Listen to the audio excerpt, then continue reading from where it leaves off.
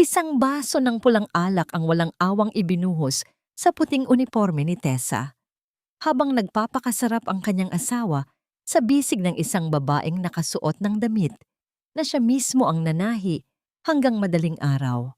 Nakakahiya ka. Ang malutong na sumbat ng lalaking pinag-alayan niya ng buhay. Ngunit ang basurang yon ang dudurog sa kanilang imperyo. Mula sa pagiging alipin, babangon siya upang bawiin ang bawat patak ng luhang ninakaw sa kanya. Paano niya sisingilin ang mga demonyong nagkunwaring pamilya? Amoy sibuyas at mantika na naman siya. Nakakasuka. Konting tiis na lang, babe. Mapipirmahan din niya ang papeles at tuluyan na tayong makakalaya sa pabigat na yon. Nakatayo si Tessa sa likod ng nakaawang na pinto ng kwarto. Ang kanyang mga paa ay tila ipinako sa sahig na gawa sa makintab na kahoy. Sa kanyang mga nanginginig na kamay ay isang pilak na bandehado na may lamang perpektong leche flan. Gumising siya ng 3:00 ng madaling araw para maingat na tunawin ang asukal, eksakto sa panlasang gusto ni Lance, upang salubungin sana ang asawa mula sa mahabang biyahe nito. Ang init mula sa bagong lutong panghimagas ay tumatagos sa malamig na bakal patungo sa kanyang mga palad. Ngunit ang init na yon ay walang panama sa biglaang yelong gumapang sa kanyang dibdib at bumalot sa kanyang buong pagkatao. Ang maamong nangiti sa kanyang mga labi na inihanda niya upang batiin ang lalaking pinakamamahal niya ay dahan-dahang natunaw at napalitan ng isang mapait at piping pighati. Tila may kamay na bakal na biglang sumakal sa kanyang lalamunan na pumipigil sa bawat paghinga. Nanginig ang kanyang buong katawan na naging dahilan upang bahagyang tumama ang pilak na kutsara sa porselanang platito. Ang pinong alingawngaw na yon ay mabilis niyang pinigilan sa pamamagitan ng mahigpit na paghawak sa bandehado hanggang sa mamuti ang kanyang mga buko at halos bumaon ang kanyang mga kuko sa sariling balat. Ang pamilyar na halimuyak ng mamahaling pabango ng kanyang asawa na nagmumula sa kwarto ay tila naging isang asidong unti-unting sumusunog sa kanyang baga. Hindi siya sumigaw. Hindi niya kinalampag ang pinto upang komprontahin ang mga tinig sa loob. Tahimik siyang humakbang paatras.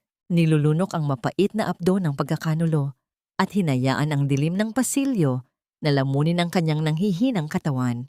Bago pa man niya lubusang maproseso ang pagkabasag ng kanyang puso at ang pagguho ng kanyang mundo, isang marahas na kamay ang dumaklot sa kanyang balikat. Nakatayo roon si Doña Serafina, ang kanyang biyenan, na may nakakapasong tingin na tila siya ay isang nakakadiring insekto na nakapasok sa kanilang sagradong tahanan. Walang sabi-sabing inagaw ng matanda ang bandehado mula sa mga nanginginig na kamay ni Tessa. Bakit nakatayo ka riyan na parang tuod? Wala kang silbing multo sa bahay na ito. Bumaba ka sa kusina at maglinis ka. Ang matalim at pabulong na boses ni Serafina ay tila mga karayom na ibinaon sa kanyang pandinig. Huwag mong kakalimutan ang malaking utang na loob mo sa pamilyang ito. Pinulot ka lang namin noong itinakwil ka ng sarili mong ama dahil sa pagiging matigas ang ulo mo. Kung wala kami, namatay ka na sa gutom sa lansangan. Yumuko lamang si Tessa, isang mahina, basag, at walang buhay na paghingi ng paumanhin ang lumabas sa kanyang mga labi bago siya naglakad pabalik sa madilim na kusina. Ang bawat hakbang niya ay tila may pabigat na tanikala ng obligasyon na patuloy na humihila sa kanya pababa. Sa malamig at nakahiwalay na bahaging yon ng bahay, nakatayo si Tessa sa harap ng palangganang puno ng mabula at may sabong tubig. Nilalabhan niya gamit ang sariling mga kamay na puno ng kalyo ang puting polo ni Lance. Ang ritual na pagkusot ang tanging bagay na pumipigil sa kanya sa tuluyang pagkawala sa katinuan.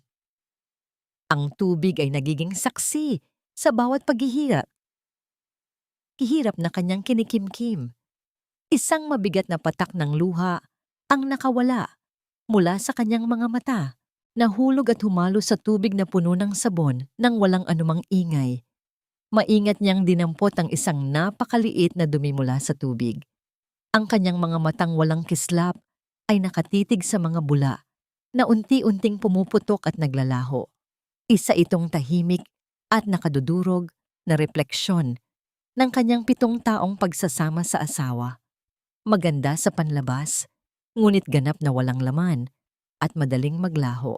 Kinapa niya ang bulsa ng pantalon ni Lance na nakapatong sa gilid upang siguraduhing walang naiwan bago ito ilubog sa tubig. Ang kanyang mga basang daliri ay nakasagi ng isang nakatuping papel na may matigas na tekstura.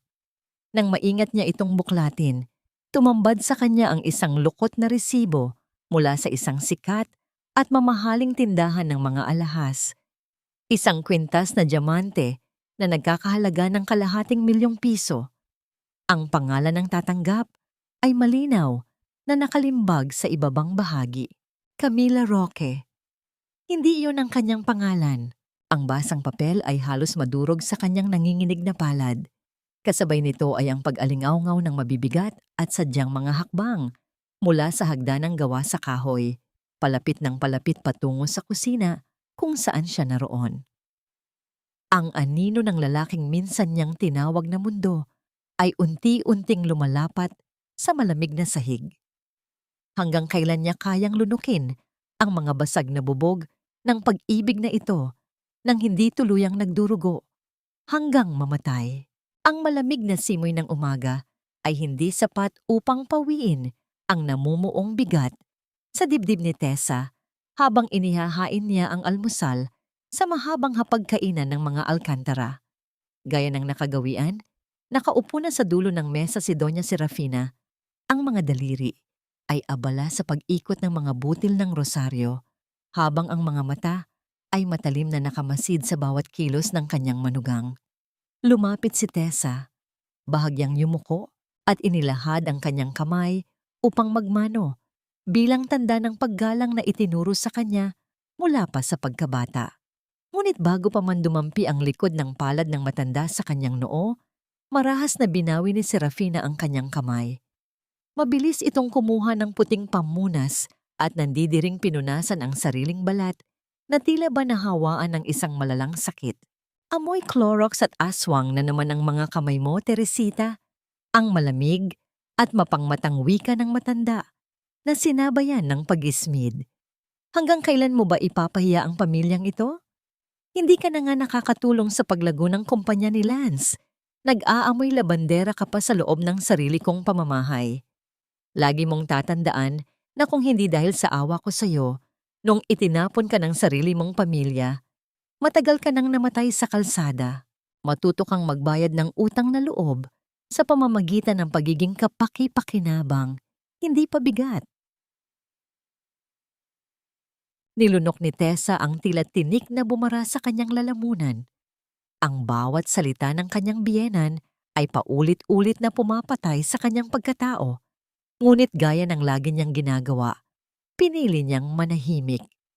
Umakyat siya patungo sa kwarto nila ni Lance, umaasang makakahanap ng kahit konting kalinga sa lalaking ipinaglaban niya.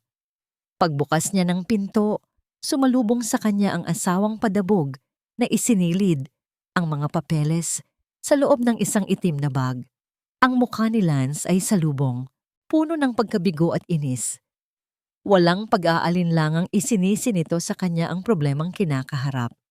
Sumabog ang galit ni Lance, iginigiit na kulang ang pondo ng kumpanya para sa isang malaking proyekto at ipinamukha kay Tessa na wala siyang silbi dahil hindi siya katulad ng ibang mga asawa na mayayamang tagapagmana o may malalaking koneksyon sa lipunan.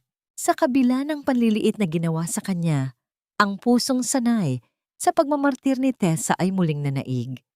Tumalikod siya at nagtungo sa maliit at maalikabok na kabinet sa ilalim ng hagdan na nagsisilbing tanging espasyo niya para sa kanyang lumang makinilya. Mula sa pinakailalim ng mga natabunang retaso, hinugot niya ang isang kinalawang na lata ng biskwit. Ito ang kanyang lihim na taguan ng mga baryang kinita niya mula sa palihim na pananahi at pag-aayos ng mga sirang damit ng kanilang mga kapitbahay. Maingat niyang inunat ang mga nagusot na papel na pera. Pinatag ang bawat tupi gamit ang kanyang nanginginig na mga daliri na tila ba kinikinis niya ang sarili niyang natitirang dignidad bago ito tuluyang isuko. Dala ang pinaghirapang ipon, iniabot niya ito kay Lance bilang tulong sa pambayad ng kuryente ng kumpanya. Hinablot lamang yon ng kanyang asawa nang walang anumang pag-aalinlangan, walang pasasalamat, walang kahit na anong titig ng pagpapahalaga. Agad itong isiniksik ni Lance sa kanyang mamahaling pitaka bago tuluyang naglakad palabas ng silid. Naiwan si Tessa na nakatayo at nakatingin sa kawalan. Lumapit siya sa bintana upang sundan ng tingin ang pag-alis ng asawa, subalit may isang kakaibang bagay ang kumuha ng kanyang atensyon. Isang makintab at itim na sasakyan ang tahimik na nakaparada sa ilalim ng puno ng akasya sa tapat ng kanilang bakuran. Ang mga salamin nito ay lubhang madilim at walang sino man ang maaninag sa loob. Ngunit ramdam ni Tessa ang mabigat na presensya ng isang taong matagal nang nagmamasid sa kanilang tahanan. Bago pa man siya makalabas upang silipin ito ng maayos na umarangkada ang sasakyan papalayo sa kanilang kalye. Pilit niyang iwinaksi ang kaba sa kanyang dibdib at bumalik sa pag-aayos ng ginulong higaan ni Lance. Habang dahan-dahan niyang pinapagpag ang maputing punda ng unan na inalisan ng asawa, huminto ang kanyang mundo. Doon, sa gitna ng dalisay na kaputian ng tela, nakapatong ang isang mahaba at kulot na hibla ng buhok. Hindi iyon ang kanyang buhok na maikli at itim na itim. Ang mapulang hibla ng buhok na tila nagliliyab sa ilalim ng sinag ng araw ay hindi na nanatiling isang misteryo sa isipan ni Tessa. Lumipas ang ilang araw. Ang mismong nagmamay-ari ng buhok na yon ay buong pagmamalaking tumapak sa loob ng tahanan ng mga Alcantara. Siya ay ipinakilala bilang si Camila Roque, ang pinakabagong kasosyo sa media ng kumpanya. Ang buong kabahayan ay kaagad binalot ng matapang at mamahaling halimuyak ng kanyang pabango, isang amoy na sadyang nananadya upang tabunan ang simpleng presensya ni Tessa. Ang mahaba at mapulang buhok ni Camila ay malayang nakalugay, sumasayaw sa bawat galaw ng kanyang mapang-akit at mapagmataas na katawan. Mula sa kusina, abot sa pandinig ni Tessa ang matinis na halakhak at masayang pag-uusap sa sala. Tinanggap ni Doña Serafina si Camila na tila ba isang tunay na reyna, labis na pinupuri ang angking yaman, pamilya, at mataas na antas sa lipunan ng panauhin. Ang bawat papuri ng matanda ay sinadyang laksan, mga salitang sadyang pinatulis upang tumagos sa mga pader ng kusina at ipaalala kay Tessa kung gaano siya kaliit at kawalang halaga sa mundong ginagalawan ng kanyang asawa. Dala ang isang bandehado ng mainit na tsaa at mamahaling porselanang tasa. Lumabas si Tessa upang magsilbi. Yumuko siya ng bahagya upang maingat na ilapag ang inumin sa maliit na mesa sa harapan ni Camila. Ngunit sa isang mabilis at tila sadyang pagkumpas ng kamay ng panauhin, tumama ito sa tasa. Ang mainit na likido ay mabilis na umagos sa makintab na sahig, lumikha ng isang madilim na mantsa sa mamahaling alpombra at bahagyang tumalsik sa lumang sapatos ni Tessa. Mabilis na lumuhod si Tessa, dala ang isang puting basahan upang linisin ang kalat. Ngunit bago pa man niya tuluyang mapunasan ang sahig, isang matulis na takong ng sapatos ang walang awang tumapak at bumaon sa mismong telang hawak niya. Halos dumurog sa kanyang mga nanginginig na daliri. Tumingala siya at nakita ang nanlilibak na ngiti ni Camila. Kasunod nito ay ang mabilis na paglapit ni Lance. Sa halip na tulungan ang nakaluhod na asawa, isang matalim na panunumbat ang ibinato ng lalaki kay Tessa. Walang habas siyang pinagsabihan sa harap ng ibang tao dahil sa kanyang kapabayaan, pilit siyang pinatayo at sa pilitang pinahingi ng paumanhin sa kanilang mahalagang bisita. Hinila ni Tessa ang kanyang tingin patungo sa mga mata ni Lance. Sa tagpong yon, Naghahanap siya ng kahit isang kakarampot na awa, kahit isang patak ng pagtatanggol mula sa lalaking sumumpa sa harap ng altar na poprotektahan siya.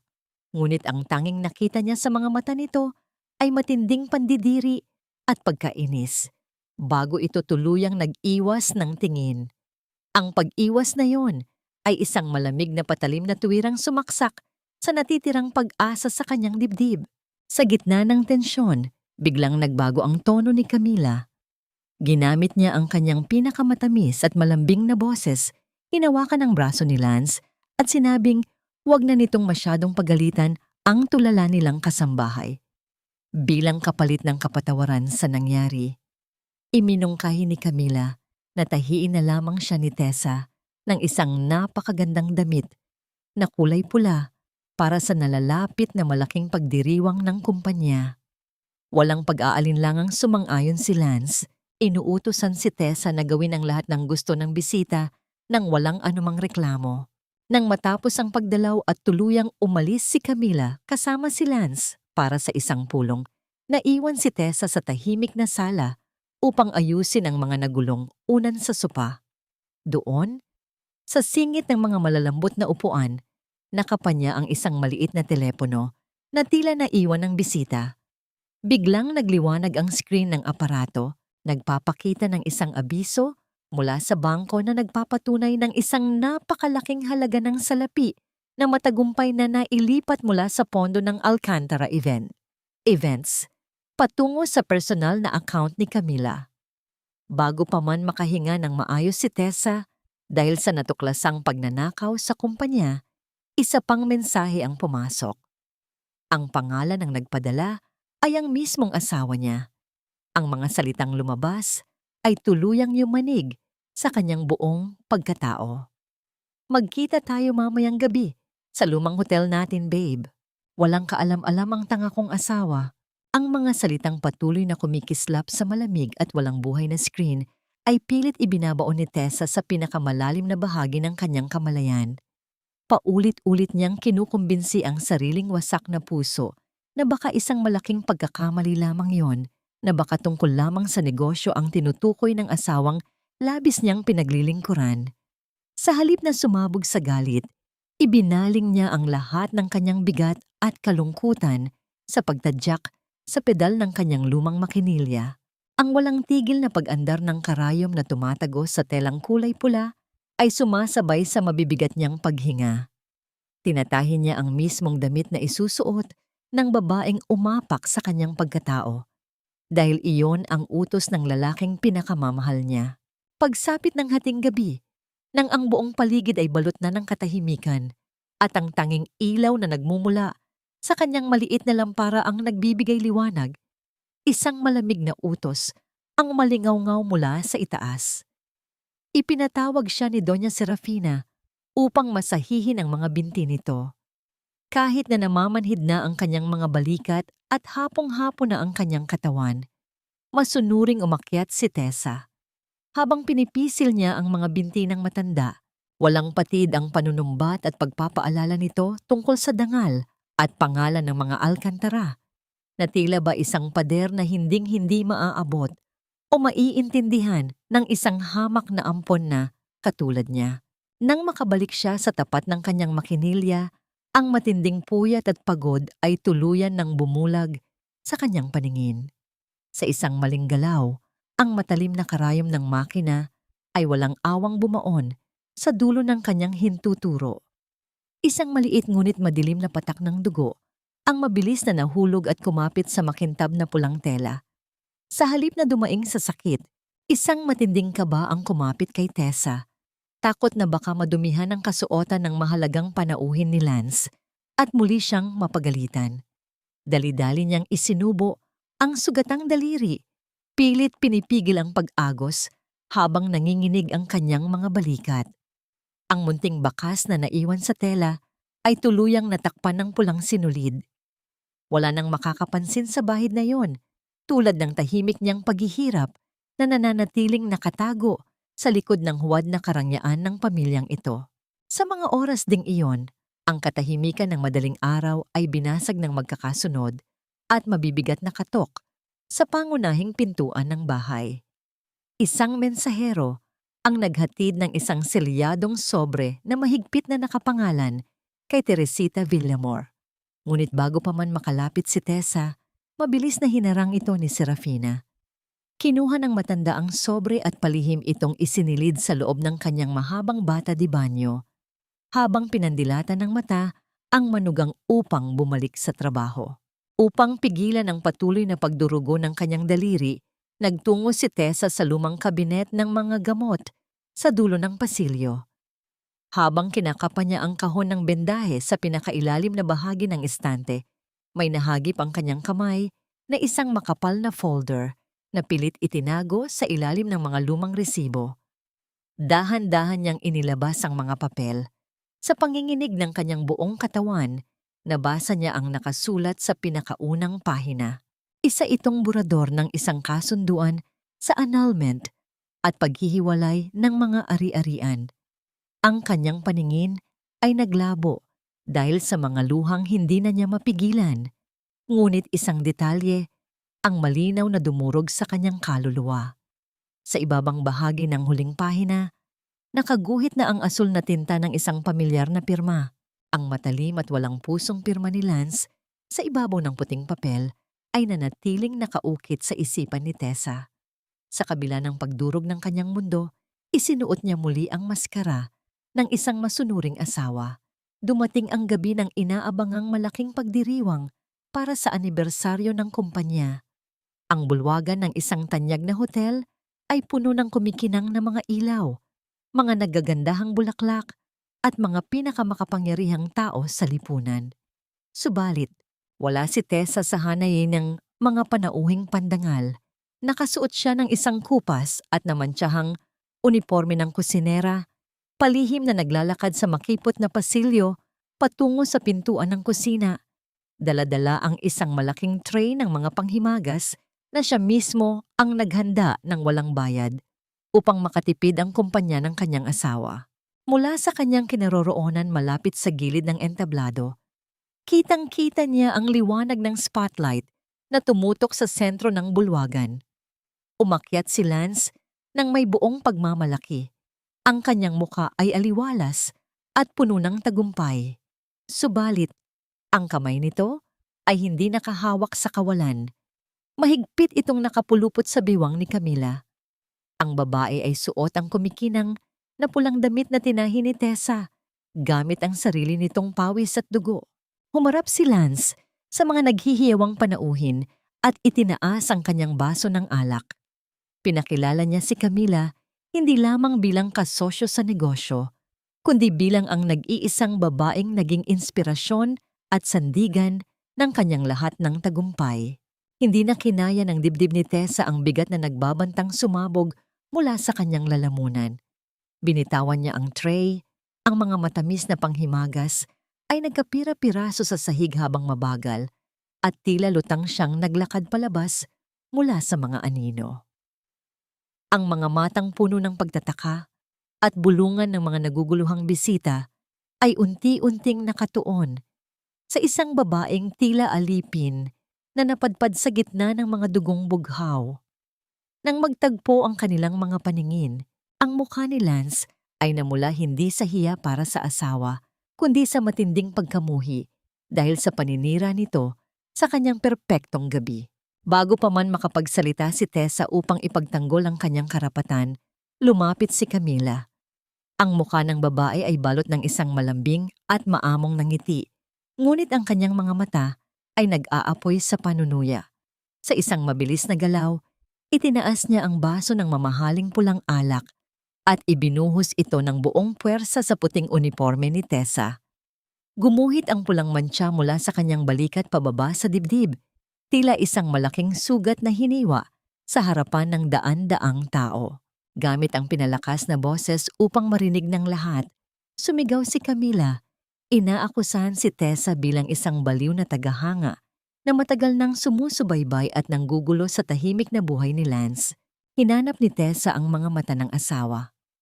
Umaasa siyang sa huling sandali ay sasaluhin siya nito. Ngunit sa halip na pagtanggol, umalingaw-ngaw ang matalim at malakas na utos ng lalaking minsan niyang pinag-alaya ng buhay.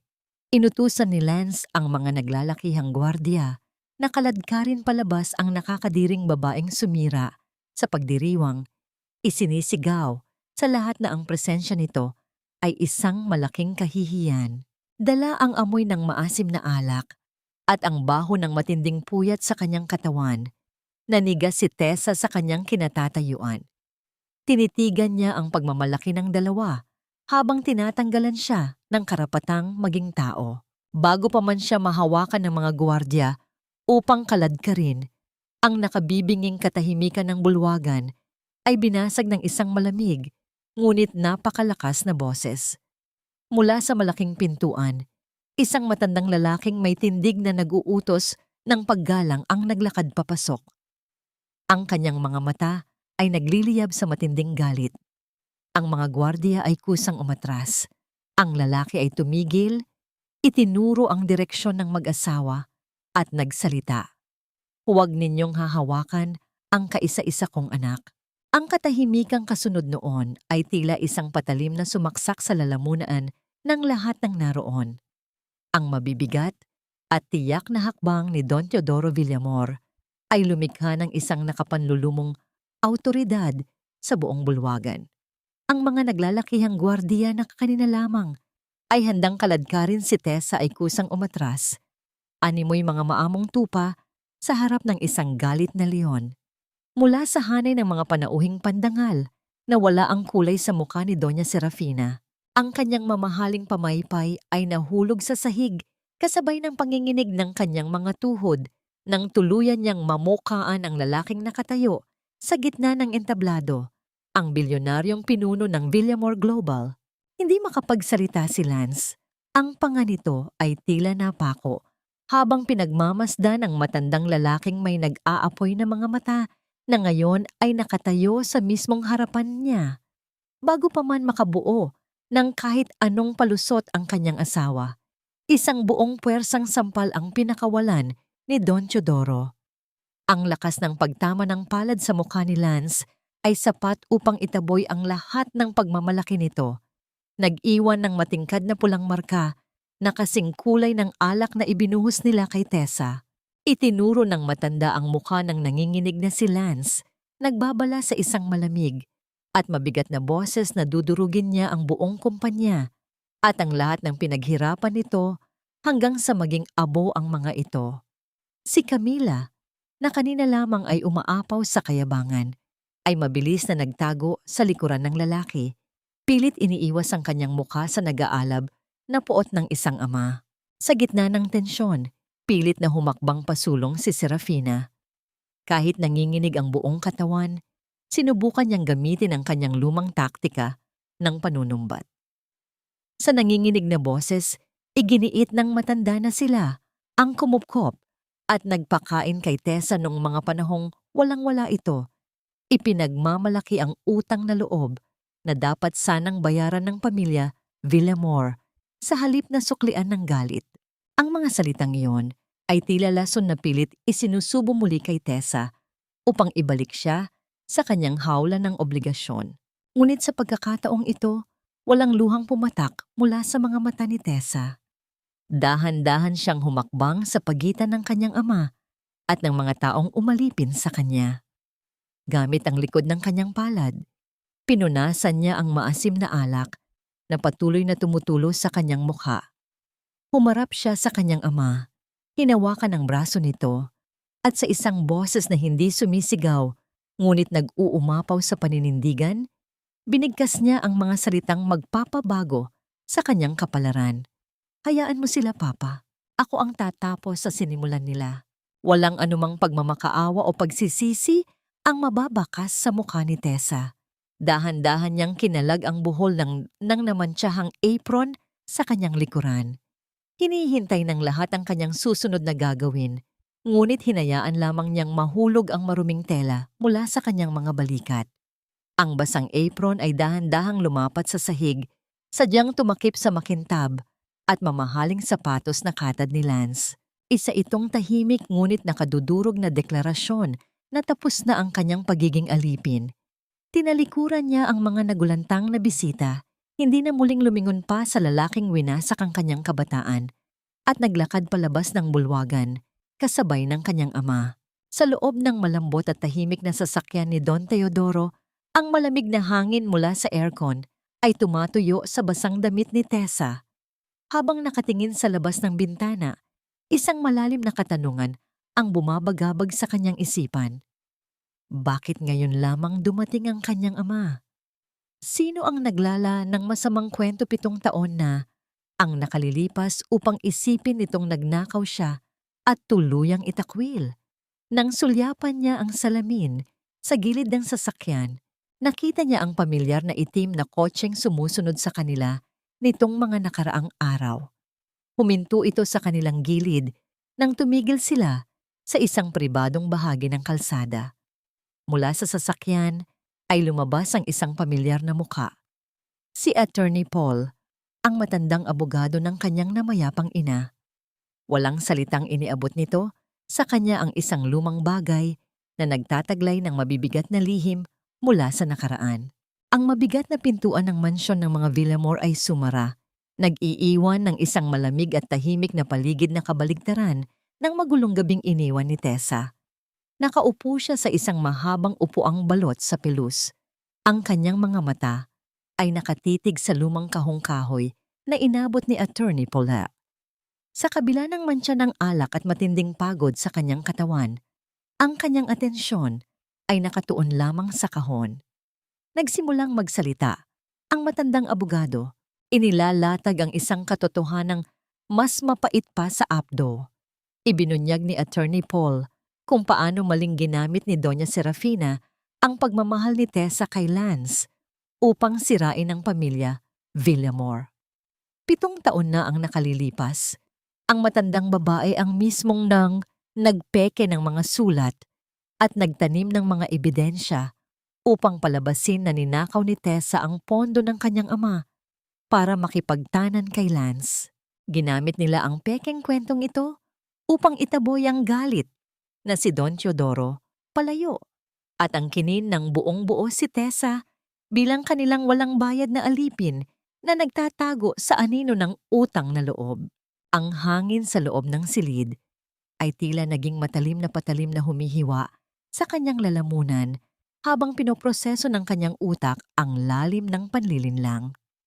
Ang 7 taon ng paulit-ulit na panunumbat, ang araw-araw na pagpapamukha na isa siyang ampon na kinupkop mula sa basurahan, lahat ng yon ay isang napakalaking kasinungalingan na binuo upang makontrol siya. Ang lahat ng sakripisyo niya para sa pamilyang yon, ang mga gabing umiyak siya ng mag-isa, ay ibinigay niya sa mga mismong taong sumira sa kanyang buhay at umagaw sa kanyang pamilya. Ang dating paggalang at takot ni Tessa para sa kanyang biyenan ay mabilis na natunaw at napalitan ng isang nag-aapoy na puot na nagbabantang tupukin ang natitira niyang kahinaan. Ang lahat ng kanyang pagluha ay unti-unting natuyo, ganap na napalitan ng isang matigas at matibay na determinasyon upang maningil. Nanginig ang kanyang mga daliri nang dahan-dahan niyang buksan ang lumang kahon. Bumungad sa kanya ang amoy ng lumang papel at pinatuyong sampagwita. Sa pinakaibabaw nito ay ang huling habilin ng kanyang namayapang ina. Bukod sa liham, naroon din ang mga orihinal na dokumento na nagpapatunay na ipinamana sa kanya ang lihim at malaking bahagi ng pagmamay-ari sa isang higanting kumpanya ng logistics. Ang mismong kumpanyang nagsisilbing pangunahing tagapag-ugnay at bumubuhay sa negosyo ng Alcantara Events. Hawak na niya ngayon ang mismong leeg ng kumpanya ng kanyang asawa.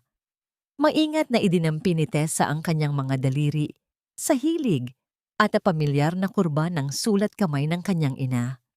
Sa paghaplos na yon, naramdaman niya ang matagal nang nawalang init ng isang yakap na nagtatanggol sa kanya. Kahit wala na ang kanyang ina, nag-iwan ito ng makapangyarihang sandata upang hindi siya tuluyang maapakan ng sinuman. Habang maingat niyang inaayos ang mga dokumento, Isang makapal at nakatuping sobre ang nahulog mula sa siwang sa ilalim ng kahon. Nang buksan niya ito, isang malinaw na litrato ang tumambad sa kanyang paningin. Sa larawan, makikita si Camila na nakangiting nakasandal nang napakalapit sa dibdib ng isang pamilyar na lalaking may malalim na peklat sa panga, na tila nagdiriwang ng isang lihim na tagumpay sa isang madilim na silid. Sino ang lalaking ito at ano ang kinalaman niya sa mga naglalahong pondo ng kumpanya ni Lance na ipinasa sa pangalan ni Camila? Hindi na niya pinansin ang pagod. Mabilis niyang kinuha ang kanyang telepono at naghahanap ng isang partikular na numero. Wala na ang maamo at sunod-sunurang Teresita na palaging nakayuko.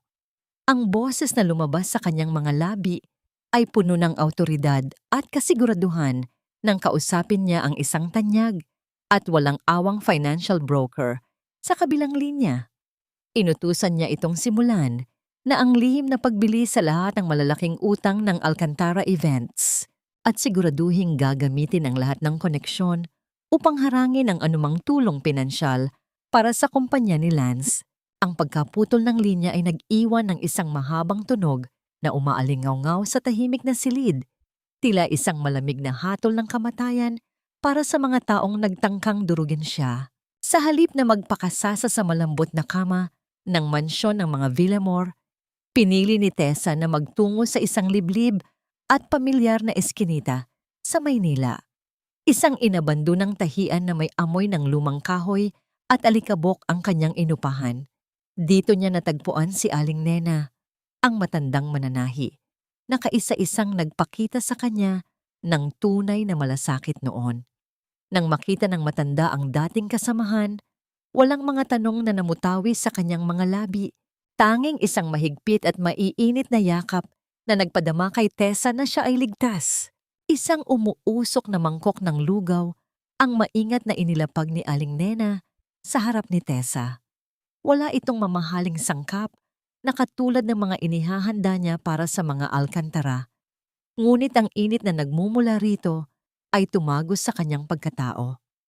Sa loob ng 7 taon, siya ang laging naghahanda ng pagkain, ang laging nagsisilbi hanggang sa mapaso ang kanyang mga daliri sa pag-asang mahalin siya ng kanyang asawa.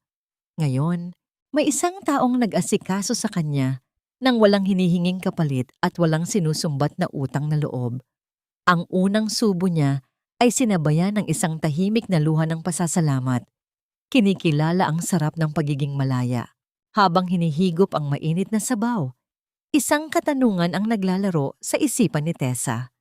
Kaninang umaga, nang makipag-usap siya sa katiwala ng gusali upang magbayad ng upa, sinabihan siyang binili na ng isang lihim na mamumuhunan ang buong compound ng tahian at inilagay ito sa kanyang pangalan. Ang nag-iisang kondisyon ng bumili ay huwag kailanman ipaalam kung sino siya. Batid ni Tessa na hindi ito gawain ng kanyang ama dahil hindi sanay si Don Teodoro na magtago ng transaksyon. Sino ang misteryosong taong ito na nagbibigay ng pondo at nagbabantay sa kanyang mga hakbang mula sa dilim? Iniwaksin niya muna ang tanong na yon at itinuon ang atensyon sa kanyang lumang makinilya. Gamit ang pira-pirasong mamahaling telang binili niya mula sa kanyang lihim na pondo, nagsimulang maghabi ng bagong tadhana si Tessa. Sa ilalim ng malabong ilaw, ang kanyang mga kamay na dati naglalaba ng maruruming damit ng kanyang asawa ay lumilikha ngayon ng mga nakamamanghang kasuotan. Itinago niya ang kanyang pagkakakilanlan sa likod ng pangalang Victoria, isang aninong tatak na tahimik niyang ipinapadala bilang regalo sa mga pinakamayayaman at VIP na kliyente ni Lance. Ang bawat tahi ay isang kalkuladong hakbang upang agawin ang tiwala ng mga taong bumubuhay sa kumpanya ng kanyang asawa. Sa kabilang banda, ang naglalakihang haligi ng mansyon ng mga Alcantara ay unti-unting nilalamon ng tensyon. Tuliro si Lance, walang tigil sa pagtawag sa mga lumang kakilala ni Tessa upang pilitin itong lumitaw.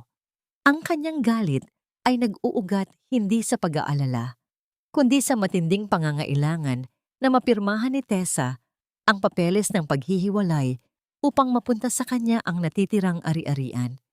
Samantala, ang mamahaling pamaypay ni Doña Serafina ay hindi na sapat upang itago ang malamig na pawis sa kanyang noo habang sunod-sunod na dumarating ang mga opisyal na abiso mula sa bangko na nagbabantang bawiin ang kanilang mga sasakyan at ilang lupain dahil sa biglaang pagkakaputol ng kanilang linya ng kredito. Habang nagkakagulo ang mag-ina sa paghahanap ng solusyon, isang marangyang kahon ang idineliver sa tahimik at marangyang kondo ni Camila. Nang buksan niya ito, ang paningin ng kabit ay agad na naakit sa kumikinang at perpektong yari ng isang asul na damit na walang katulad ang ganda. May kasama itong isang pino at magandang card na may nakasulat na mensahe. Isuot mo ito at mapapasa iyo ang lahat.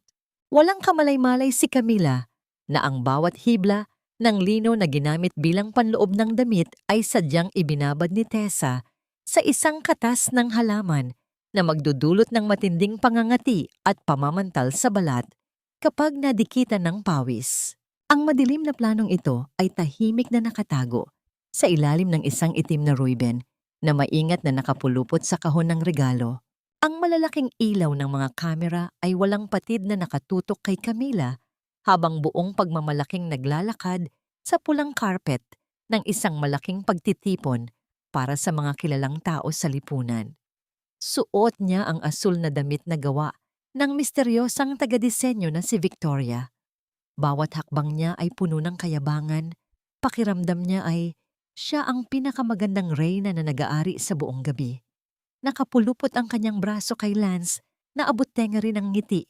Nag-aakalang ang gabing ito ang magliligtas sa bumabagsak nilang reputasyon.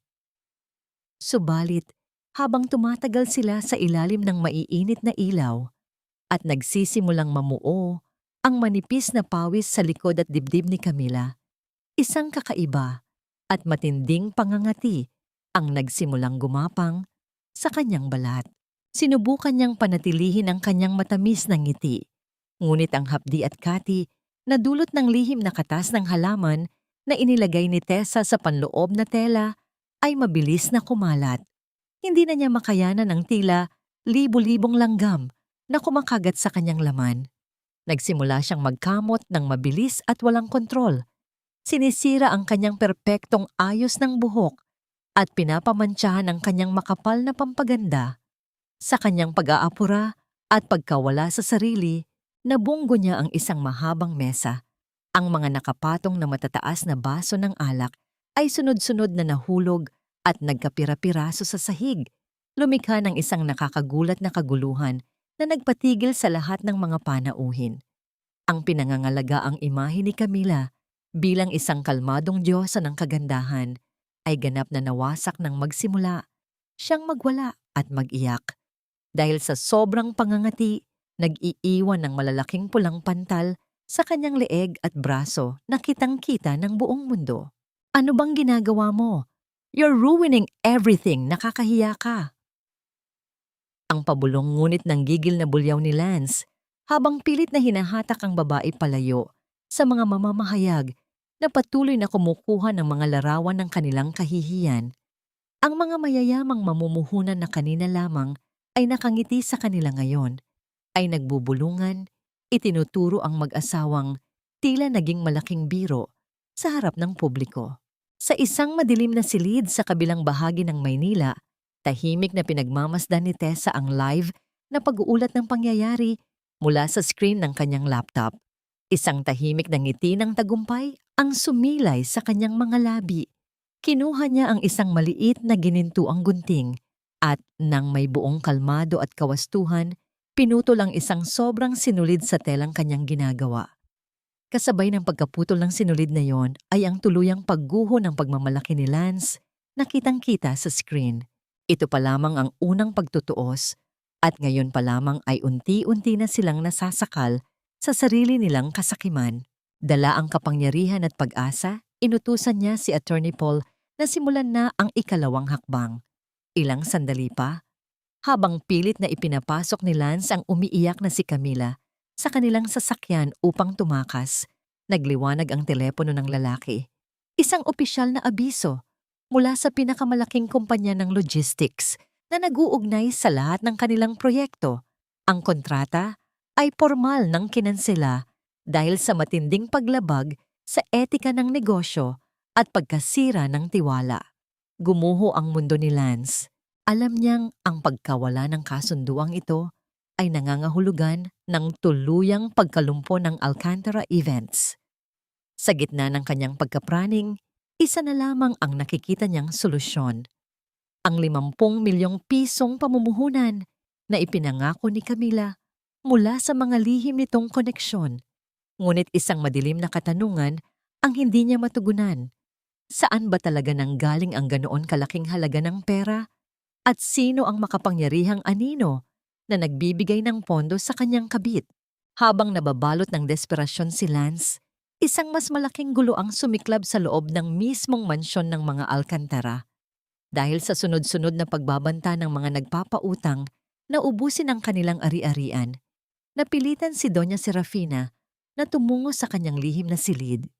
Nanginginig ang kanyang mga kamay habang pinihit ang kombinasyon ng malaking kahadiyero, umaasang maililigtas sila ng mga nakatagong alahas at gintong matagal na niyang ninakaw mula sa pondong inilaan sana ni Lance para kay Tessa noon. Nang bumukas ang mabigat na pintuan nito, nanlaki ang mga mata ng matanda hanggang sa halos lumabas ang mga ito. Walang laman ng loob, kundi alikabok at isang maliit na puting papel. Nakasulat sa maayos at matalim na letra, ang utang na loob ay bayad na. Ang walang lamang kahadiyero ay naging simula ng pagguho ng matayog na kaharian ni Doña Serafina dahil sa matinding pangangailangan ng salapi at upang mapanatili ang ilusyon ng yaman, palihim na nagtungo ang matanda sa isang kilalang sanglaan sa Maynila. Pilit niyang ikinukubli ang kanyang mukha sa ilalim ng isang malapad na sombrero at makapal na salamin sa mata.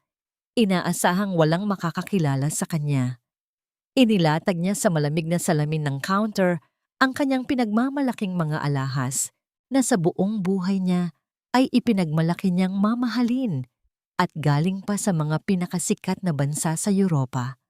Ngunit ang pag-asang makakuha ng malaking halaga ay mabilis na dinurog ng taga-suri. Sa isang mapanuyang mamangiti, ibinalik ng empleyado ang mga kwintas at singsing. Sinasabing ang lahat ng iyon ay gawa lamang sa murang tanso at peking kristal. Ang mga mapang-asar na tingin at pasimpleng bulungan ng ibang mga customer sa loob ng sanglaan ay tila mga sampal na nagpalagpak sa kanyang pinakamamahal na dangal pabalik sa alabok. Wala siyang nagawa, kundi ang lunukin ang matinding kahihiyan at mabilis na tumakas palayo sa lugar na yon. Umuwi si Serafina na tila isang talunang sundalo. Pagpasok niya sa sala ng kanilang malaking bahay, sumalubong sa kanya ang galit at balisa na si Camila.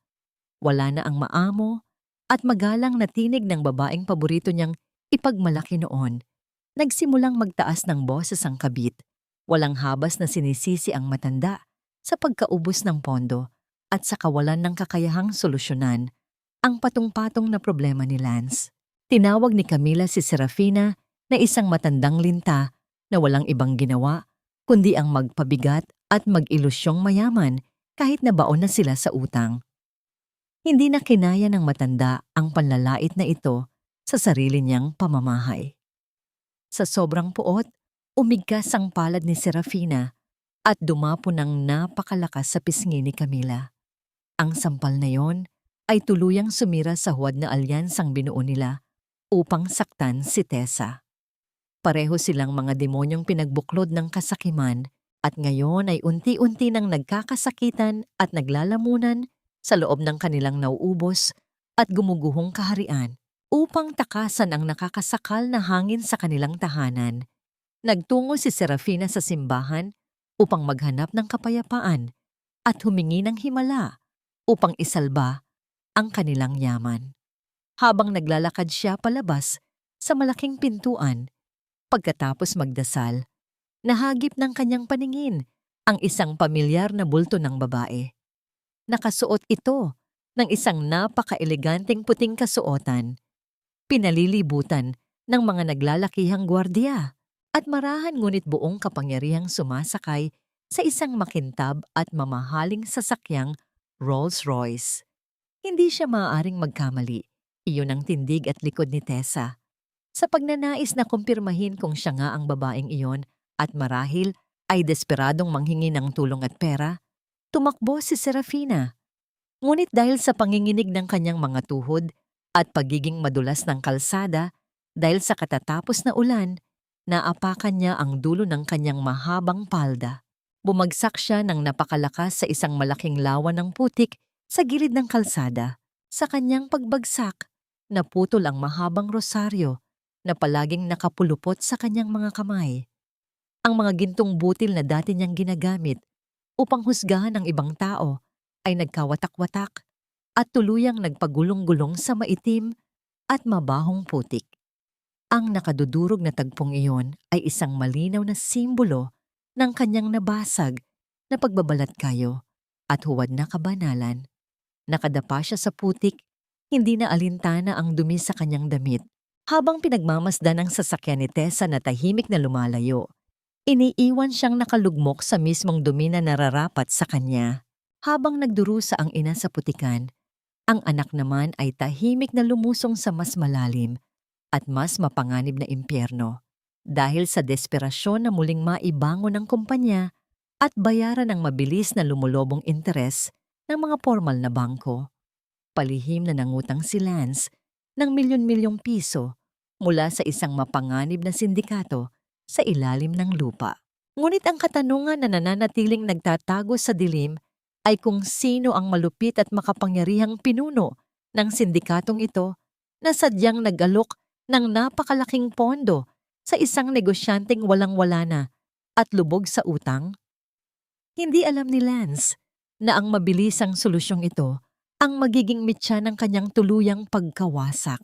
Pagsapit ng kalagitnaan ng gabi, nang akala nila ay makakapagpahinga na sila mula sa isang mapait na araw, ang katahimikan sa loob ng mansyon ng mga Alcantara ay marahas na winasak. Isang sunod-sunod at nagngangalit na paghampas mula sa labas ng pangunahing pintuan ang gumising kay Lance at sa umiiyak na si Serafina. Ang mga taong pinagkakautangan niya sa ilalim ng lupa ay dumating na upang maningil, hindi gamit ang maayos na papeles ng korte, kundi gamit ang pananakot at dahas na handang umangkin sa buong kabahayan at maging sa kanilang mga buhay kung kinakailangan. Ang walang tigil at napakalakas na paghampas sa pintuan na tila yumanig sa mga pundasyon ng kanilang tahanan. Ang matataas at matitibay na pader ng mansyon ng mga Alcantara na dating sumisimbolo sa kanilang kayabangan ay hindi naging sapat upang harangin ang mga walang awang tauhan ng sindikato. Sa ilalim ng kadiliman, sa pilitang pinalaya si Lance at ang umiiyak na si Doña Serafina, wala silang nadala kundi ang mga damit na kanilang suot. Ang dating tagapagmana ng isang tanyag na kumpanya at ang nagmamarunong na donya ay nauwi sa isang maliit, madilim at mabahong kwarto ng isang murang hotel sa gilid ng kalsada.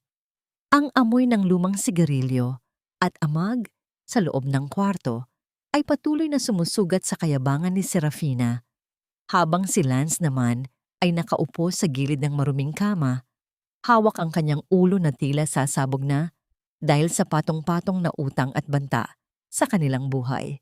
Sa gitna ng kanyang matinding kawalan ng pag-asa, ang biglaang pag-ilaw at pag-ilag ng kanyang telepono sa ibabaw ng sirang mesa ay nagdala ng isang hindi inaasahang balita.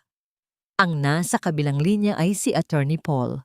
Nagdadala ng mensahe mula sa misteryosang bilyonaryo na kilala lamang bilang tagapangulo ng Victoria. Ipinahayag ng abogado na handang bilhin ng tagapangulo ang buong Alcantara Events, kasama na ang pagbabayad sa lahat ng mga utang nito sa mga mapanganib na tao upang iligtas ang kumpanya mula sa tuluyang pagkalubog. Ngunit may isang mahigpit na kondisyon. Nais ng tagapangulo na magkaroon ng isang marangyang pagdiriwang o gala kinabukasan upang formal na pirmahan ang kontrata sa harap ng mga pinakamayayaman at pinakamaimpluwensyang tao sa bansa. Para kay Lance, ito ay isang hulog ng langit, isang huling balsa upang hindi siya malunod, kaya't walang pag-aalinlangan siyang sumang-ayon, hindi alintana ang patibong na naghihintay. Habang nagdiriwang si Lance, sa huwad niyang kaligtasan, isang tawag ang pumasok mula kay Camila. Sa loob ng marangyang kondo ng babae, nakatingin ito sa isang maliit na kasangkapan na nagpapakita ng dalawang malinaw na guhit. Buntis siya. Nang ipaalam niya ito kay Lance na may halong tuwa at pag-asam na aakuin ng lalaki ang responsibilidad, isang malamig at walang pusong pagtanggi ang kanyang natanggap. Sinabihan siya ni Lance na wala siyang oras para sa mga ganyang drama dahil abala siya sa pagliligtas ng kanyang buhay at ng kanyang kumpanya bago nito tuluyang pinutol ang linya. Sa gitna ng kanyang pagluha, tinitigan ni Camila ang kanyang sarili sa salamin. Isang madilim na plano ang nabuo sa kanyang isipan.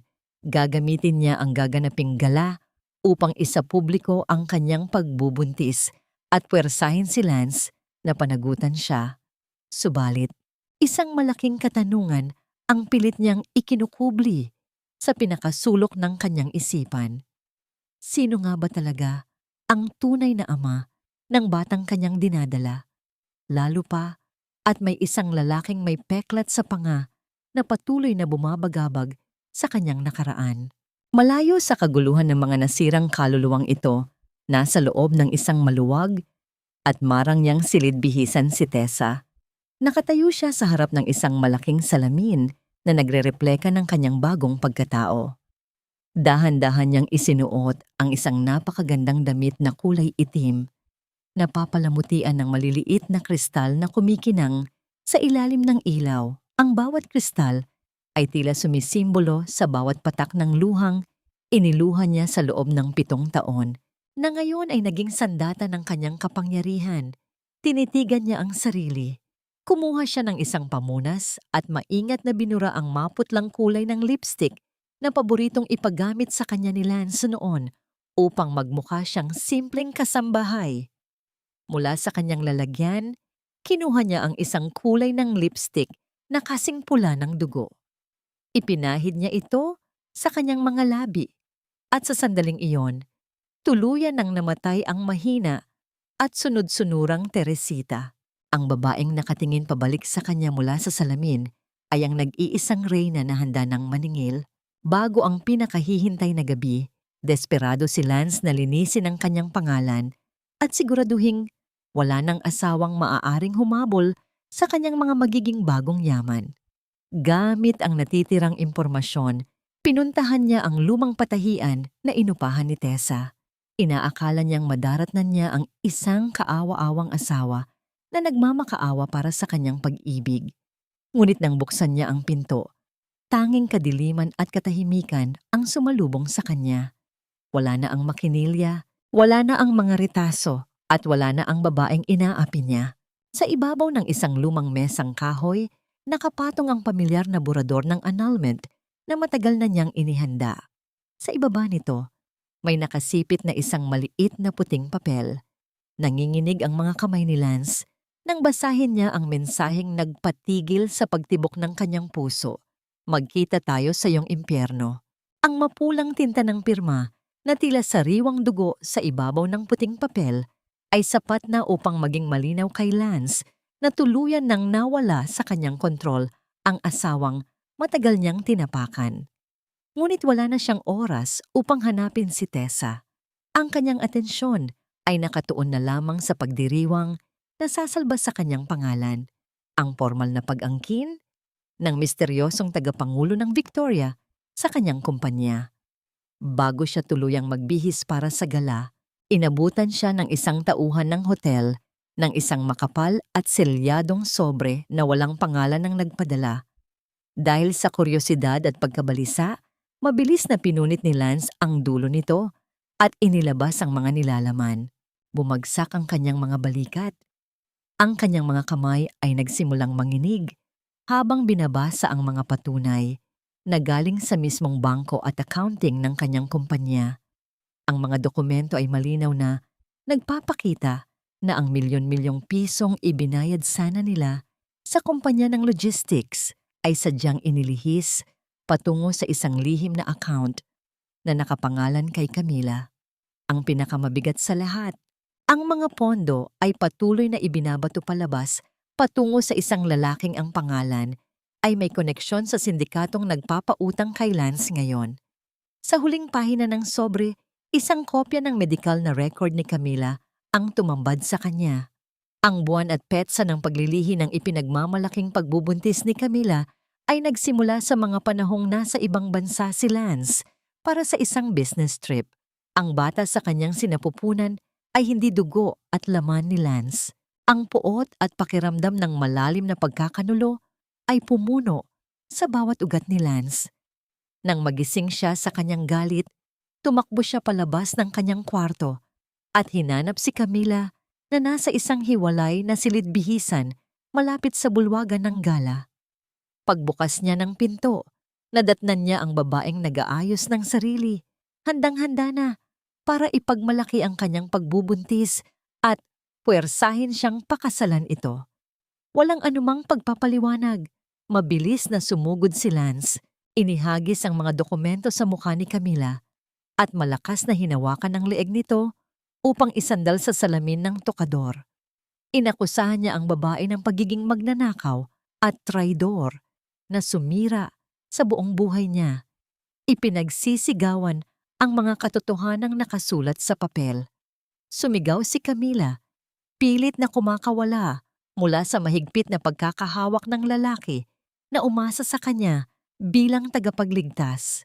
Ang kanilang huwad na pag-iibigan na nakatayo sa pundasyon ng paninira kay Tessa ay ngayon ay tuluyan ng gumuho. Sa gitna ng kanilang kaguluhan, bumukas ang pinto at kalmadong pumasok si Attorney Paul, kasunod ang ilang mga gwardya. Marahan itong inutusan ng mga gwardya na paghiwalayin ang dalawa. Pilit na ibinabalik ang kaayusan sa silid. Ang boses ng abogado ay walang mababakas na awa, habang pinaalalahanan niya si Lance na ang tagapangulo ng Victoria ay nakahanda na sa bulwagan. Ipinag-utos niyang linisin ni Lance ang kanyang sarili at harapin ang bagong may-ari ng kanyang kumpanya ng may nararapat na paggalang. Dahil anumang eskandalo ngayon ay mangangahulugan ng kanyang agarang pagkakakulong dahil sa patong-patong na utang at panlilinlang. Napilitan si Lance na bitawan si Camila, inaayos ang sariling magulong kasuotan, habang ang babae ay naiwang nakaupo sa sahig, umiiyak at nagpupunas ng mga nasirang pampaganda mula sa kanyang mukha. Ang makapal na foundation at mamahaling pulbos na palaging nagkukubli sa tunay na kulay ni Camila ay unti-unting natutunaw dahil sa kanyang mga luha. Ang mga itim na kulay mula sa kanyang maskara ay gumuhit pababa sa kanyang mga pisngi tulad ng makapal na putik na kanyang kinasadlakan. Ang babaeng noon ay buong pagmamalaking tumapak sa pagkatao ni Tessa ay ngayon ay wala ng silbi at wasak na sa paningin ng lalaking ginamit niya upang makamit ang yaman at kapangyarihan. Samantala, sa labas ng silid-bihisan, naglalakad ng mabilis si Lance, sinasamahan ng panginginig ng kanyang mga kamay ng matinding kaba at takot sa kung ano ang naghihintay sa kanya sa loob ng malaking bulwagan. Nakasunod sa kanya ang kanyang ina na si Serafina. Pareho silang desperado na iligtas ang natitira nilang imahe at makakuha ng pera sa lalong madaling panahon. Habang lumalapit sila sa malaking pintuan, ang mahina at tuloy-tuloy na tunog ng pagtatama ng mamahaling sapatos sa makinis na marmol ay naghudyat ng pagsisimula ng huling kabanata ng kanilang pagdurusa. Ang paulit-ulit na pagtama ng takong sa marmol na tila mga hakbang ng kamatayan para sa kanilang kayabangan ay tuluyang huminto nang bumukas ang malalaking pinto ng bulwagan. Pumasok sina Lance at Doña Serafina na parehong nanginginig ang mga tuhod at nakayuko ang mga ulo, handang isuko ang kanilang dangal sa kung sino mang bilyonaryo ang magliligtas sa kanila. Sa pinakasentro ng entablado, sa ilalim ng nakapapasong liwanag ng spotlight, nakatayo ang isang babaeng nakatalikod. Suot nito ang isang napakagandang itim na damit na kumikinang, naguutos ng paggalang at takot. Dahan-dahang humakbang palapit si Lance, pilit inaayos ang kanyang boses upang magbigay pugay sa tagapangulo ng Victoria. Subalit bago pa man siya makapagsalita, marahang lumingon ang babae. Tumigil ang pagtibok ng puso ni Lance. Nawalan ng kulay ang mukha ni Serafina. Ang hangin sa loob ng malaking bulwagan ay tila hinigop palabas. Ang babaeng nasa harap nila na nagtataglay ng kapangyarihang durugin sila ay walang iba kundi si Tessa. Wala na ang amoy ng sibuyas, wala na ang mantsa sa uniforme, at higit sa lahat, wala na ang maamo at sunod-sunurang asawa na matagal nilang inalipin. Namumuo ang mga luha ng matinding gulat at takot sa mga mata ni Lance. Nanginginig ang kanyang mga labi habang pilit na binibigkas ang pangalan ng kanyang asawa. Tila nagmamakaawa. Subalit, ang mga mata ni Tessa ay kasing lamig ng yelo. Gamit ang mikropono na umaalingaw-ngaw sa buong bulwagan, pinutol niya ang anumang ilusyon ni Lance. Doktora Villamor o tagapangulo, ang malinaw at matalim na wika niya. Huwag mong banggitin ang pangalan ko gamit ang marumi mong bibig. Sa sobrang takot na tuluyang mawalan ng kayamanan, nanaig ang kalikasan ni Doña Serafina. Lumuhod ang matanda sa harap ng maraming tao, umiiyak at nakadipa ang mga kamay. Ginamit niyang muli ang lumang taktika, ang pagmamakaawa, gamit ang pangalan ng pamilya. Ipinapaalala ang mga panahong kinupkop nila si Tessa at ang utang na loob na dapat nitong suklian ng kapatawaran. Sa halip na maawa, isang malamig na kumpas ng kamay ang ginawa ni Tessa. Sa isang iglap, ang malaking screen sa likuran niya ay nagliwanag. Umalingaw-ngaw sa buong bulwagan ang isang malinaw na recording, ang boses mismo ni Serafina na buong kayabangang inaalipusta si Tessa. Inaamin kung paano niya sinira ang ugnayan nito sa amang si Don Teodoro at kung paano nila pinagplanuhang ubusin ang pondo nito. Ang bawat salita ay naging martilyong dumurog sa huling piraso ng dangal ni Serafina, na ngayon ay nakadapa na sa sahig at walang mukhang maiharap sa lipunan. Walang anumang bakas ng awa sa tinig ni Tessa nang ibaba niya ang kanyang huling hatol. Inihayag niya sa lahat na hindi lamang niya binili ang kumpanya ng mga Alcantara, kundi binili rin niya ang lahat ng mga utang nito mula sa sindikato. Nasa kanyang mga kamay na ang buhay at kalayaan ni Lance. Ang pangalang Alcantara na matagal nilang ipinagmalaki at ginamit upang manliit ng kapwa ay isa na lamang basurang walang halaga. Kinuha ni Lance ang kanyang kopya ng kontrata mula sa kanyang bulsa. Nanginginig na iniaalok ito kay Tessa, umaasang may matitira pa para sa kanya. Ngunit sa halip na abutin ng papel, inilabas ni Tessa mula sa kanyang daliri ang isang pares ng ginintuang gunting para sa pananahi, ang mismong kasangkapan na ginamit niya upang pagandahin si Lance sa mahabang panahon. Sa isang mabilis at walang awang galaw, ginupit niya ang kontrata sa gitna. Ang paghihiwalay ng papel ay sumimbolo sa pagkakaputol ng kanilang ugnayan. Ibinato niya ang mga piraso ng papel. Hinayaang bumagsak ang mga ito sa mukha ni Lance, tulad ng mga tuyong dahon sa gitna ng unos. Ang walang humpay na pagkislap at tunog ng mga kamera mula sa mga mamamahayag ay nagbigay liwanag sa huling tagpo ng pagbagsak ni Lance. Habang pilit na tinatakpan ng lalaki ang kanyang mukha upang itago ang kanyang mga luha ng pagsisisi, tahimik siyang pinagmasdan ni Tessa. Ang mga luhang yon ay ang mismong mga luhang inasam niyang makita noon. Ngunit ngayon, wala na itong kahit anong halaga. Wala siyang naramdamang awa, kundi isang tahimik at payapang kawalan. Bago pa man tuluyang matapos ang gabi, isang mabilis na anino sumugod mula sa madilim na bahagi ng bulwagan. Si Camila, nasira na ang isip, gulo-gulo ang buhok, at wasak na ang pampaganda, ay tumatakbo patungo kay Tessa. Mahigpit nitong hawak ang isang matalim at basag na piraso ng baso ng alak, direktang nakatutok sa mukha ni Tessa. Habang sumisigaw ng sumpa, nawawasakin niya ang babaeng kumuha ng kanyang lahat. Ang nakakakilabot na tili na sumira sa maharlikang katahimikan ng gabi ay nagmula sa wasak at desperadong si Camila. Mabilis siyang sumugod mula sa kadiliman. Ang basag at matalim na piraso ng baso ay kumikislap sa hangin, direktang nakatutok sa kalmadong mukha ni Tessa. Bago pa man makahakbang ang mga gwardiya o magawang protektahan ni Don Teodoro ang kanyang anak, isang hindi inaasahang pangyayari ang yumanig sa lahat.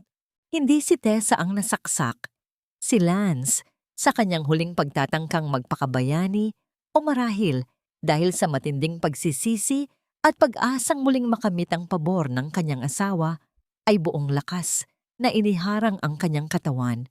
Ang matalim na baso ay bumaon ng malalim sa kanyang tagiliran. Bumagsak si Lance sa malamig na marmol na sahig. Ang sariwang dugo ay mabilis na umagos mula sa kanyang sugat, pumupula at unti-unting sumisira sa kalinisan ng bulwagan. Nakatayo si Camila na nanginginig. Ang kanyang mga kamay ay naliligo sa dugo ng lalaking ginamit at minahal niya sa maling paraan. Bago siya tuluyang makatakas, mahigpit siyang dinakma at pinusasan ng mga mabilis na rumesponding pulis. Inaakusahan siya ng tangkang pagpatay at malawakang pandaraya. Sa gitna ng kaguluhan, lumuluhod at umiiyak na gumagapang si Doña Serafina patungo sa kanyang duguang anak. Humihingi ng tulong habang pilit na tinatakpan ang umaagos na dugo. Tumingala si Lance kay Tessa. Ang kanyang mga mata ay nagmamakaawa, naghahanap ng kahit isang patak ng pagmamahal na minsang umapaw para sa kanya. Sa nanginginig at basag na boses, humingi siya ng tawad. Inaamin na nakita na niya ang kanyang malaking pagkakamali at nangangakong ibibigay ang buong buhay upang bumawi. Marahang lumapit si Tessa. Hindi siya lumuhod, ni hindi siya umiyak. Hinugot niya mula sa kanyang bag ang isang napakalinis at puting panyo, ang huling simbolo ng kanyang pag-aalaga. Dahan-dahan niya itong inilapat sa sugat ni Lance upang pansamantalang pigilan ang pagdurugo bago dumating ang mga manggagamot. Ngunit hindi ito isang pag-aalaga mula sa pag-ibig, kundi mula sa awa ng isang taong tuluyan ng nakalaya. Habang idinidiin ang panyo, bumulong si Tessa sa isang malamig at payapang tono.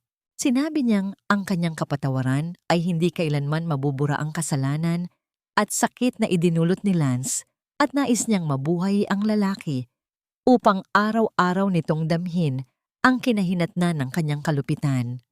Ang hatol ay malinaw. Hindi niya ito pinatay, ngunit hindi rin niya ito isinalba. Tumayo si Tessa. Iniwan ng dugo ang panyo sa ibabaw ni Lance. Ang kanyang mga kamay na minsang ginamit upang hugasan ang mga maruruming damit ng lalaking ito at nagdugo dahil sa pananahi upang mapaganda ang mga ito ay bahagyang nahawaan ng pulang likido. Sa halip na manginig o kabahan tulad ng dati, tiningnan lamang niya ito ng buong kapayapaan. Naglakad siya patungo sa banyo ng hotel at dahan-dahang hinugasan ang kanyang mga kamay sa ilalim ng malamig na tubig.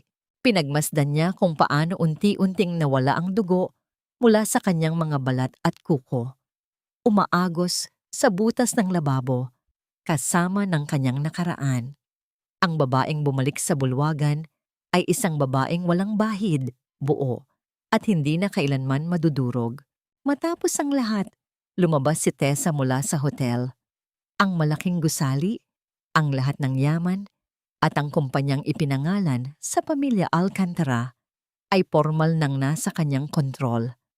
Habang naglalakad siya sa labas, tumingin siya sa madilim na kalangitan. Isang malamig na patak ng ulan ang dahan-dahang bumagsak at dumampi sa kanyang pisngi.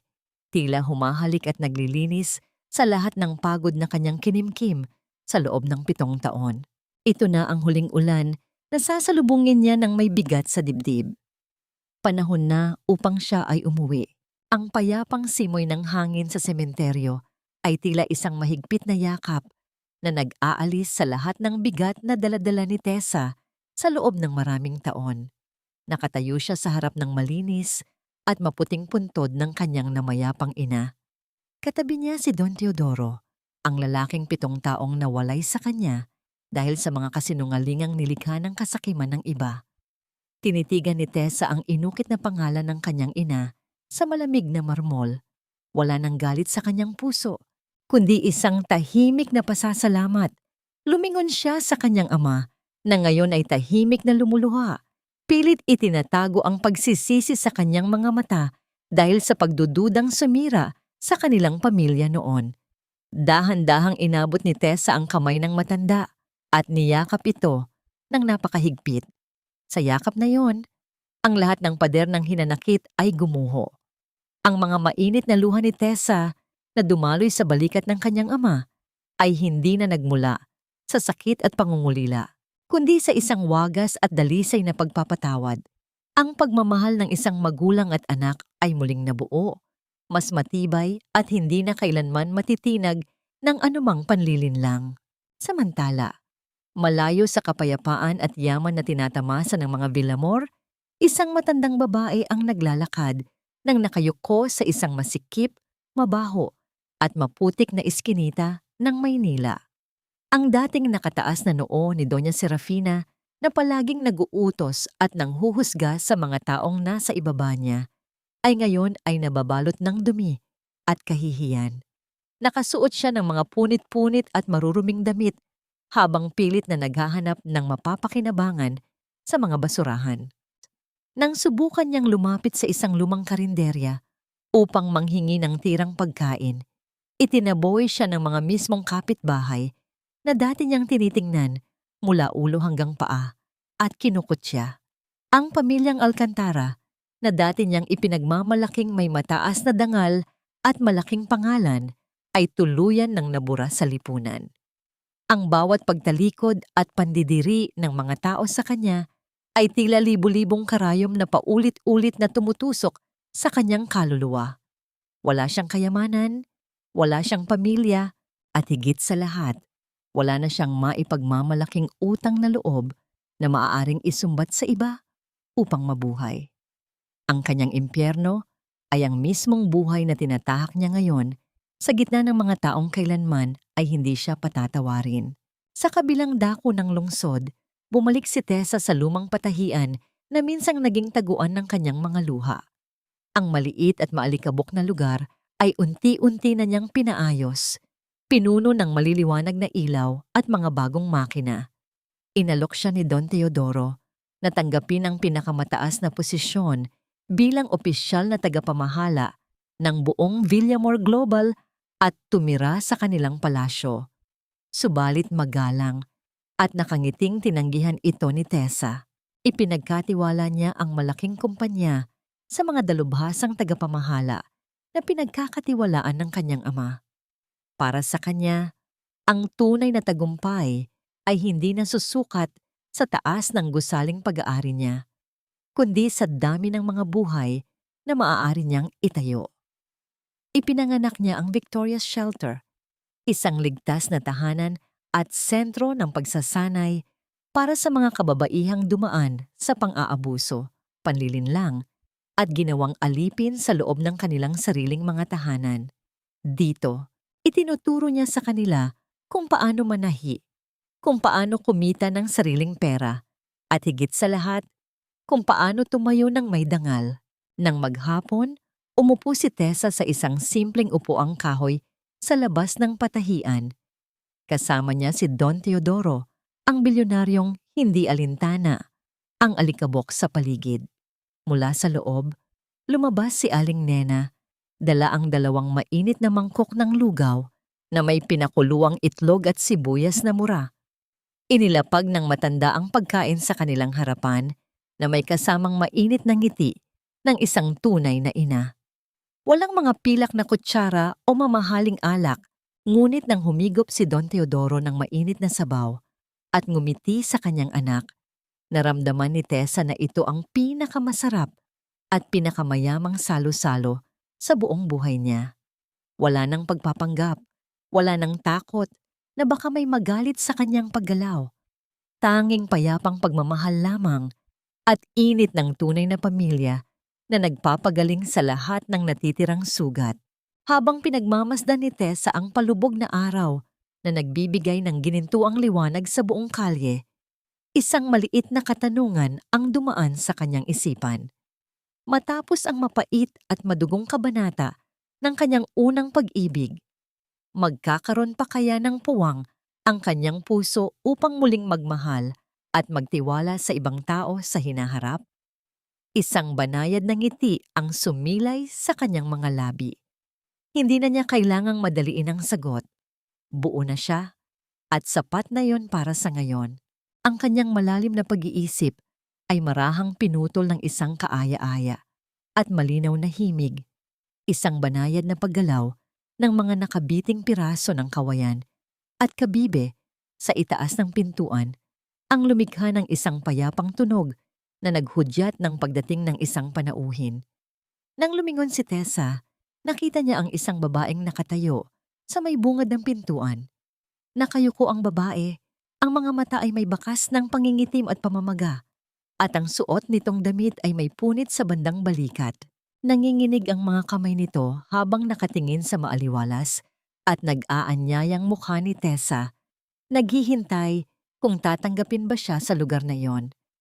Tumayo si Tessa at inilahad ang kanyang kamay patungo sa bagong dating, handang magbigay ng bagong pag-asa. Ang malinaw at malamyos na himig ng mga nakabiting kabibe na patuloy na sumasayaw sa ihip ng hangin. Ang tuloy-tuloy at banayad na pag-andar ng karayom sa ibabaw ng makinis na tela ay lumilikha ng isang payapang ritmo sa loob ng maliwanag at maaliwalas na silid ng Victoria's Shelter. Nakaupo si Tessa sa harap ng kanyang paboritong makinilya. Ang kanyang mga mata ay puno ng pagmamahal habang pinagmamasdan ang bawat tahi na nagdurugtong sa mga pira-pirasong lino. Ang mga kamay na dati ay puro kalyo, namamanhid sa pagod, at nagdurugo para sa mga taong walang pagpapahalaga, ay ngayon ay mga kamay na bumubuo ng pag-asa at nagpapagaling ng mga sugatang kaluluwa. Maraming nagtatanong kung tuluyan na ba siyang nagpatawad. Sa lalim ng kanyang pag-iisip, natagpuan ni Tessa ang isang malinaw at payapang sagot. Pinatawad niya ang kanyang sarili. Pinatawad niya ang dating Teresita na naging bulag sa pag-ibig, ang babaeng pumayag na maging alipin dahil sa maling paniniwala na ang halaga ng isang asawa ay nasusukat sa dami ng kanyang kayang tiisin. Ibinigay niya sa kanyang sarili ang kapatawaran na hindi kailanman na ibigay ng ibang tao. Subalit, para kay Lance, na ngayon ay nabubulok sa kulungan at patuloy na binabagabag ng sariling budhi, at kay Doña Serafina na naglalaboy sa mga maputik na eskinita, dala ang sariling kahihiyan, hindi na niya kailangang magtanim ng galit o magbigay ng formal na kapatawaran. Pinili niya ang pinakamataas na uri ng paglaya, ang ganap na paglimot. Wala na silang puwang sa kanyang puso, ni katiting na puot o awa. Hinayaan na lamang niyang ang tadhana at batas ang maningil sa kanilang mga utang. Ang tunay na kapayapaan para kay Tessa ay hindi natagpuan sa pagbawi ng malaking kayamanan ng mga Alcantara at hindi rin sa malamig na palasyo ng mga Villamor. Natagpuan niya ang tahimik na kaligayahan dito sa loob ng kanyang maliit na patahian. Dito, ang bawat araw ay sinasalubong ng masasayang kwentuhan at maliliwanag na ngiti ng mga kababaihang minsan ding nadurog, nabugbog, at pinaniwalang wala silang kwenta.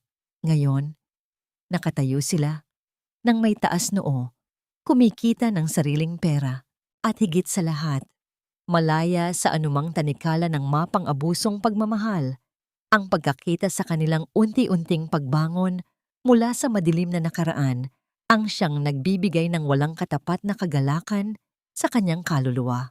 Sa kanyang pagbabalik-tanaw, isang malalim at ginintuang aral ang nais niyang ibahagi sa bawat babaeng patuloy na lumuluha sa dilim at nag-aakalang ang pagsasakripisyo ng sariling dangal ay katumbas ng pagmamahal. Ang halaga natin ay hindi nasusukat sa haba ng ating pagtitiis, kundi sa tapang nating sabihing, tama na. Walang utang na loob ang katumbas ng pagdurog sa ating pagkatao at walang pag-ibig ang nararapat manakit upang tayo ay pahalagahan. Ang tunay na lakas ng isang babae ay ang kakayahang yakapin ang sariling katotohanan, talikuran ang mga huwad na pangako, at muling buuin ang sarili mula sa mga abo ng pagkakanulo nang walang hinihinging pahintulot mula sa iba. Maingat na pinutol ni Tessa ang huling sinulid gamit ang kanyang ginintuang gunting. Sa pinakaloob at tagong bahagi ng laylayan ng ginawa niyang magandang damit para sa isang babaeng nag-uumpisa ng panibagong buhay, nag-iwan siya ng isang maliit at manipis na tahi gamit ang pulang sinulid. Ang mapulang linyang ito ay hindi isang mantsa, kundi isang sagradong simbolo. Ito ang sugat na tuluyan ng naghilom, ang patunay ng pagdurusa na matagumpay na napagtagumpayan. Tumayo si Tessa at humarap sa malaking bintana. Ang mainit at ginintuang sinag ng araw sa umaga ay dumampi sa kanyang mukha. Isang malalim at payapang paghinga ang pinakawalan niya kasabay ng isang matamis na ngiti. Tapos na ang bagyo at sa unang pagkakataon, sa mahabang panahon, ang mundo ay tunay na naging kanya.